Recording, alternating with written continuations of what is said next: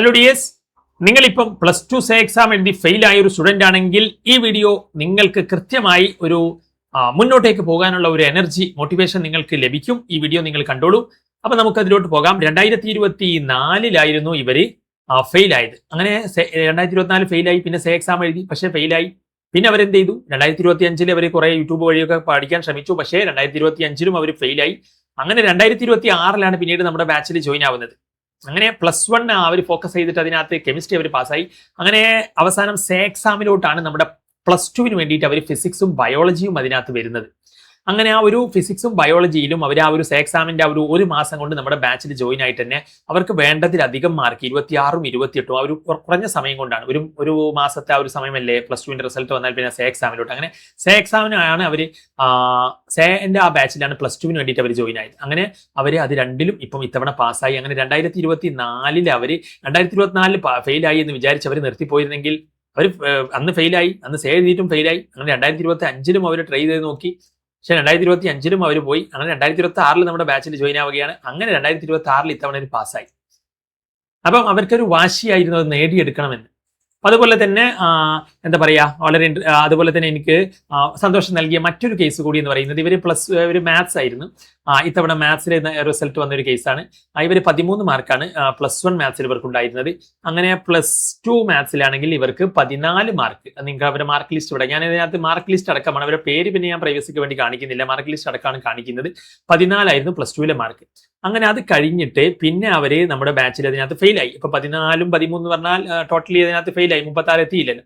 അങ്ങനെ പിന്നെ നമ്മുടെ സേ ബാച്ചിൽ അതിനകത്ത് ലാസ്റ്റ് ആ ഒരു 1 മന്തിന് വേണ്ടിയിട്ട് അവര് ജോയിൻ ആയി. അങ്ങനെ 32 അറൗണ്ട് ഡബിൾ പാസിന് അടുത്ത് തന്നെ അവരെന്ത് ചെയ്തു? മാത്സിൽ +2 മാത്സിൽ വാങ്ങിച്ചു.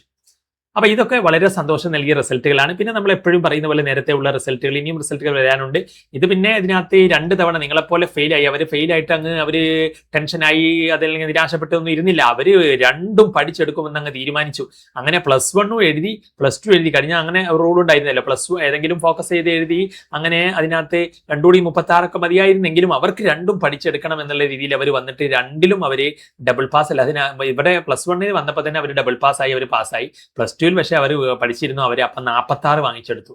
മനസ്സിലായില്ലേ? അങ്ങനെ അതായത് 6 മാർക്ക് കൂടി A+ന്റെ റേഞ്ചിലേക്ക്. അപ്പൊ ആ രീതിയിൽ അതിനകത്ത് +2 മാത്രം നോക്കുമ്പോൾ A+ന്റെ റേഞ്ചിലേക്ക്. അപ്പൊ അങ്ങനെ അതുപോലെ അതിനകത്ത് ഇത് മാത്രമല്ല, പിന്നെ നമ്മുടെ വീഡിയോ കാണുന്നവർക്കറിയാം, ഞാൻ പിന്നെ അത് കൂടുതൽ അങ്ങനെ പറയുന്നില്ല. ഒരുപാട് അത്തരത്തിൽ എന്തുണ്ട് മറ്റു പല കേസുകളും ഇവിടെ. ഇതൊക്കെ നിങ്ങൾക്ക് നമ്മൾ മുന്നത്തെ വീഡിയോകളിലൊക്കെ പറഞ്ഞതാണ്. 9 മാർക്കും 15 മാർക്കും ഒക്കെ ഫെയിലായി വന്നിട്ട് പിന്നെ ഇവരുടെ കെമിസ്ട്രി മാർക്ക് നോക്കിയാൽ മതി. കെമിസ്ട്രിയിൽ 36ഉം ബയോളജിയിൽ 39ഉം, അതായത് ഡബിൾ പാസും കടന്നുപോയി. പിന്നെ ഈ ഒരു കേസ് വരെ കെമിസ്ട്രിയിൽ ഇതിനകത്ത് 6 മാർക്കാണ്. അതിനകത്ത് കെമിസ്ട്രിയിൽ മാർക്ക് ഫെയിലായ സമയത്ത് മാർക്കാണ്. അതിനകത്ത് 6 മാർക്ക്. പിന്നെ അതിനകത്ത് നമ്മുടെ ബാച്ചിൽ അതിനകത്ത് ഇവരും ഫെയിലായി, വീണ്ടും ഫെയിലായി, നിങ്ങളെ പോലെ തന്നെ അതിനകത്ത്. പിന്നെ അവര് നമ്മുടെ ബാച്ചിൽ ജോയിൻ ആയിട്ട് സെക്കൻഡ് ഇയറിൽ അതിനകത്ത് അവര് സെക്കൻഡ് ഇയർ ആയിരുന്നു ഫോക്കസ് ചെയ്ത്, ആ സമയത്ത് തന്നെ അതിനകത്ത് ഡബിൾ 35 വാങ്ങി. അപ്പം ഇതിനകത്ത് ഈ നേരത്തെ കണ്ട 2 കേസുകളായിരുന്നു ഞാൻ പറഞ്ഞത്. അതൊക്കെ നമ്മൾ ഓൾറെഡി പറഞ്ഞാണ്. പിന്നെ ഇത് +1 മാത്രം ഡബിൾ പാസ് വാങ്ങിയാൽ ഇനി മതിയോ എന്നൊക്കെ ചോദിക്കുന്നവരോട്, ഇവര് ഇതിനകത്ത് ഫെയിലായി, എന്നിട്ട് ഇവർക്ക് +1 മാർക്ക് കുറവ്. അവർ എന്ത് ചെയ്തു? +1 ഫോക്കസ് ചെയ്ത് പഠിച്ചിട്ട് +1 തന്നെ അവരെന്ത് ചെയ്തു? ഡബിൾ പാസ് ഇതിനകത്ത് വാങ്ങിച്ചു. 36 കണ്ടില്ലേ?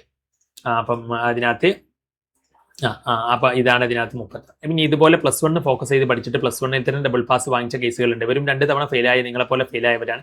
31ന്റെ അടുത്തെത്തി, അതുപോലെ തന്നെ 29ന്റെ അടുത്തെത്തി. അങ്ങനെയൊക്കെ ഇപ്പൊ ഡബിൾ പാസ് അല്ല, അതിനപ്പുറവും ഒക്കെ നിങ്ങൾക്ക് എന്ത് ചെയ്യാം? നിങ്ങൾക്ക് ആ ഒരു മനസ്സാന്നിധ്യം ഉണ്ടെങ്കിൽ ഇവരൊക്കെ അങ്ങനെ തന്നെയാ, നേടിയെടുക്കണം എന്ന വാശിയോടെ മുന്നോട്ട് പോയി നേടിയെടുത്തു. അപ്പൊ നമ്മുടെ ബാച്ച് ഇംപ്രൂവ്മെന്റ് ബാച്ചസ് +1ന്റെ എന്താ പറയാ സേ ബാച്ചസ് നമ്മൾ സ്റ്റാർട്ട് ചെയ്യുകയാണ്. +1 ഇംപ്രൂവ്മെന്റിന് വേണ്ടിയിട്ട് നിങ്ങൾക്ക് അതിനകത്ത് അതുപോലെ തന്നെ നിങ്ങളുടെ +1ലേക്കും +2ലേക്കുമുള്ള സേ ബാച്ചുകൾ നമ്മൾ സ്റ്റാർട്ട് ആവുകയാണ്. 77 36 70 70 45 എന്നെ കോൺടാക്ട് ചെയ്യാൻ മറക്കണ്ട. അപ്പം ഇനി നിങ്ങൾ ഇതിനകത്ത് നമ്മൾ ഒരുപാട് ആളുകൾക്ക് അതിനകത്ത് നമ്മൾ മറുപടി കാര്യങ്ങളൊക്കെ കൊടുത്തിട്ടുണ്ട്.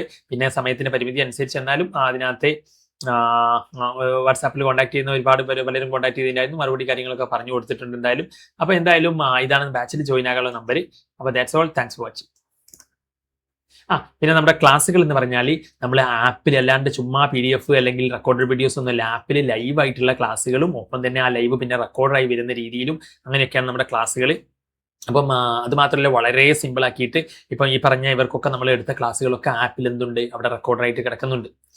അപ്പൊ അതൊക്കെയാണ് ഇതിനകത്ത് സംഗതികൾ എന്ന് പറയുന്നത്. അപ്പം that's all, thanks for watching.